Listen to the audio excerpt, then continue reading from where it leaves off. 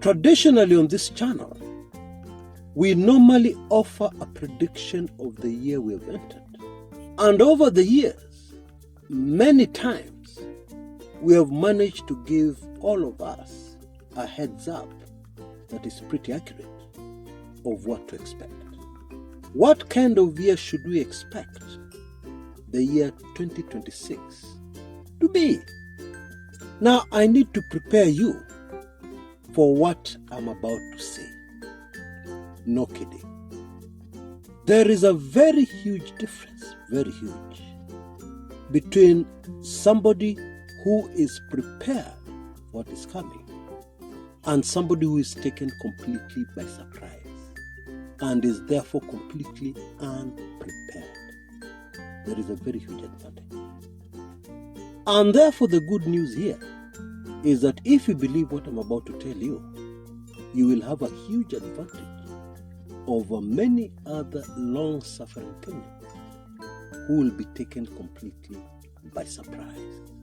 So, now that you're ready, let's get on with it. 2026 is not going to be a good year. I am afraid 2026 is going to make the year 2025 look like a picnic, a golden age, a very good year, when things were okay. Now I need to remind you, I have no intentions whatsoever to scare anybody. In fact, what I'm hoping and praying for is that you'll be prepared, you'll take precautions, you'll make arrangements, so that for you the year 2026 will be a very good year despite everything. You know, I've said this on this channel many times, that there is no better place to find opportunity to leap forward a great distance than in chaos.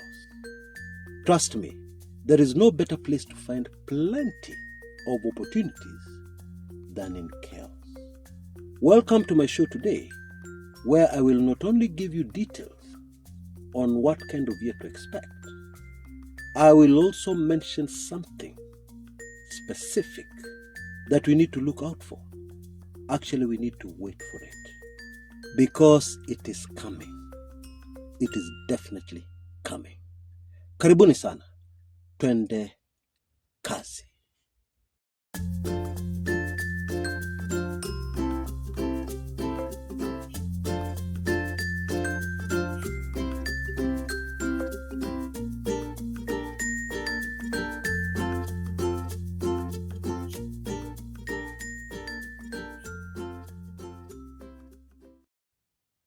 Now, this big event that is coming in the year 2026, actually a very big event with catastrophic consequences. Do we have any idea what kind of event it is going to be? What is really going to happen? Actually, no. But we have a very good idea of what is going to trigger it, where it is going to come from. And that in turn should make us very accurate in any speculations we may have of what exactly, specifically, may happen in this year of our Lord 2026 that is going to have catastrophic consequences and is going to be a big event. Now, please be patient with me. Allow me to go slowly, step by step, so that we're all on the same page and so that we all understand completely what we're talking about here concerning this year we've just entered into. Now, at the tail end of the year 2020, hiyo ilikuwa mwaka wa homa ya mchina manenos. I'm sure most of us remember.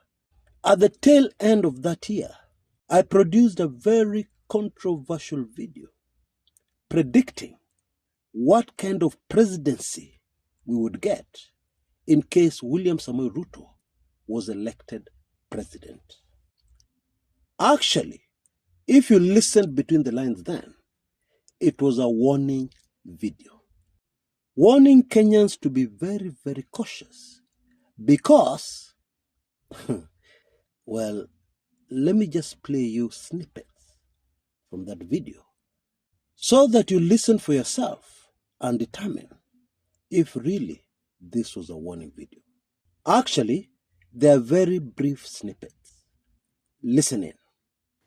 The difference between Moi and William Samoei Ruto is the fact that Moi's temper never ever turned violent. The truth is, there are quite a number of instances when the deputy president's temper has turned violent. In the days when he was a mayor assistant minister,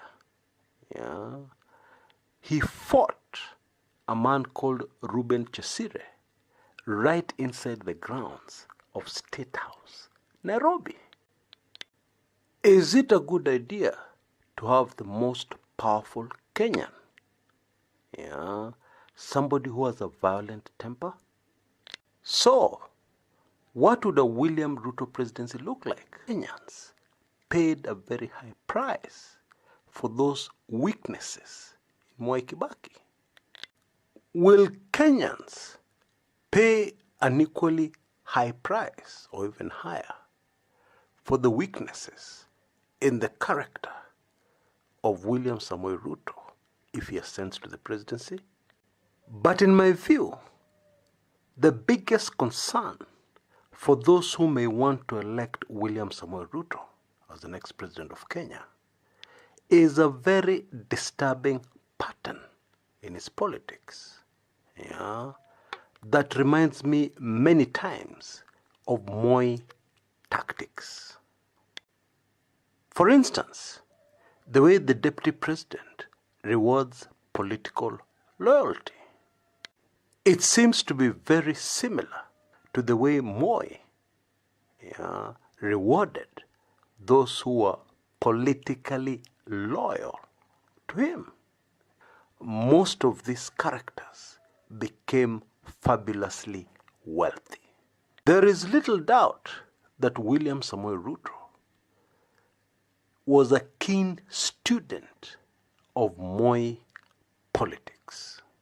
We have even gotten a glimpse of how the deputy president handles political views that are different from his. For example, the deputy president was bang in the middle of the Jubilee response to the opposition during the 2017 presidential elections. And we saw the brutal, ruthless way in which the opposition were dealt with. People lost their lives. And so, is it stretching our imagination to imagine that a Ruto presidency will be very similar to what we saw in 2017? That the opposition and anybody with political views that are different from that of the Ruto presidency will end up being dealt with very ruthlessly? And again, if we go back to the Moi rulebook, Moi once said the following about politics. Siasa ni kama kutongoza mwanamke. Ukishamtongoza na akishafanya vile unataka, bas, mambo yake kwisha. Loosely translated, politics is like seducing a woman.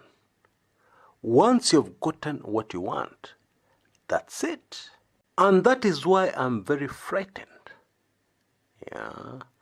of what kind of person we will see in President William Samoei Ruto once his campaigns are over and is safely inside State House. In the famous words of the late Mwalimu Julius Kabarage Nyerere, founding father and first president of Tanzania, if you like somebody, buy him a cup of coffee, buy him a cup of tea, to show your sheer love for him or her. But never, ever use your love for somebody to make a decision to give them the presidency.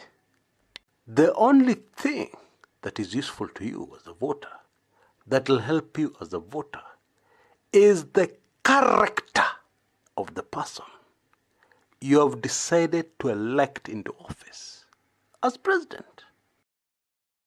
Now, let me take it from there.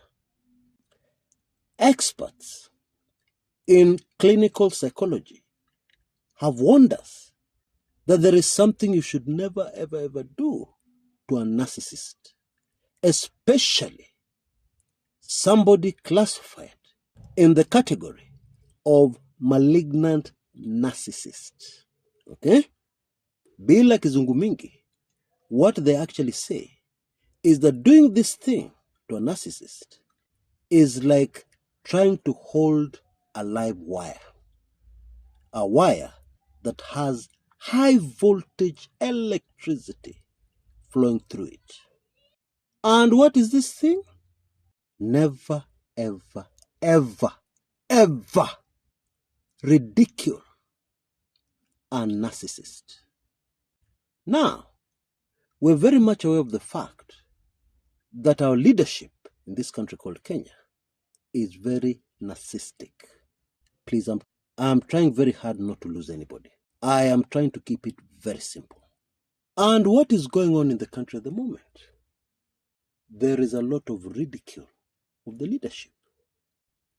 Caricatures, videos, artificial intelligence is even being used to produce some very hilarious content.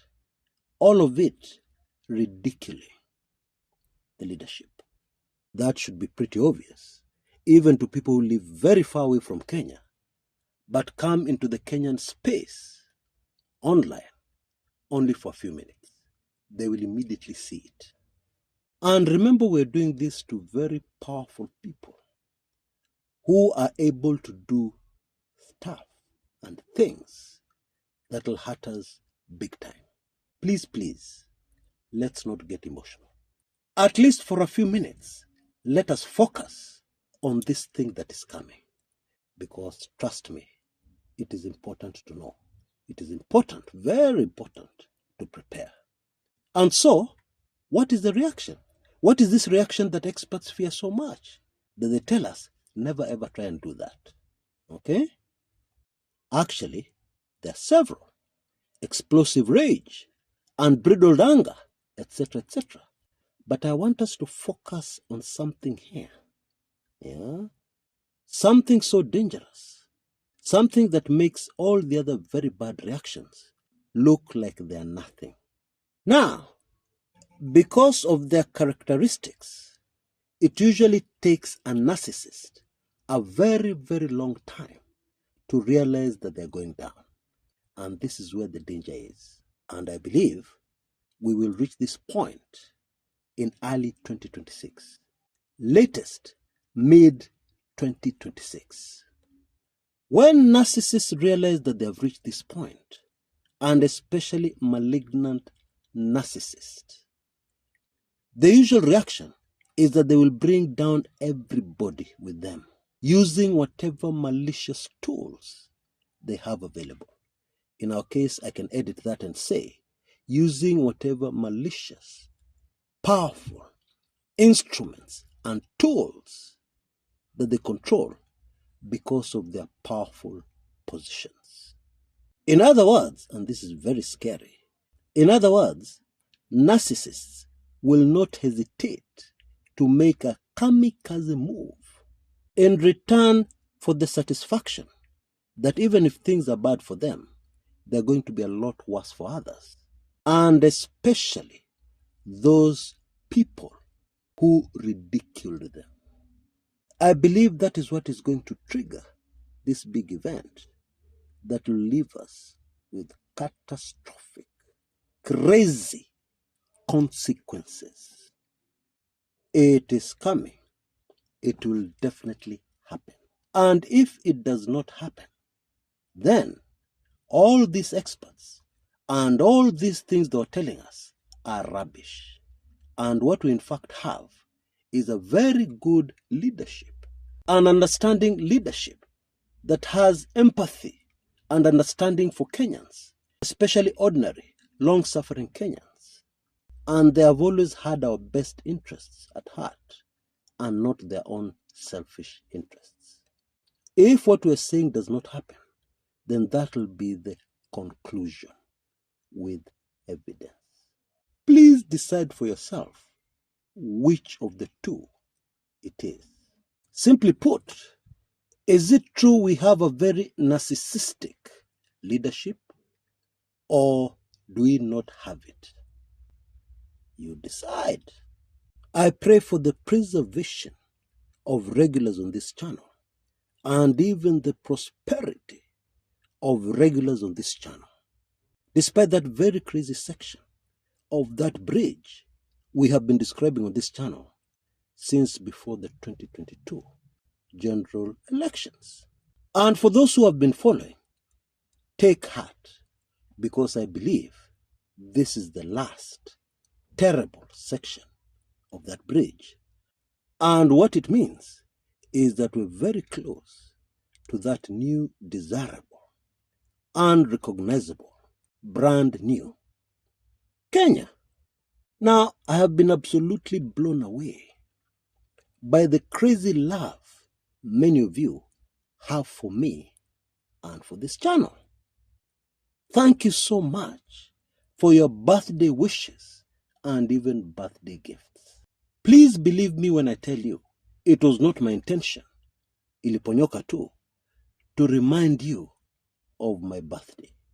In fact, these days, I never celebrate it. But asanteni sana from the very bottom of my heart. Now, the gifting season for Chris Kumekucha has also come to an end. Asanteni sana for all those wonderful gifts, for the great sacrifice in these very difficult times that many, many of you made. May the Most High bless you abundantly and greatly restore your storehouse from whence you fetched your gift. Mpaka ushangae. All for a better Kenya. Until next time, this is Chris Kumekucha.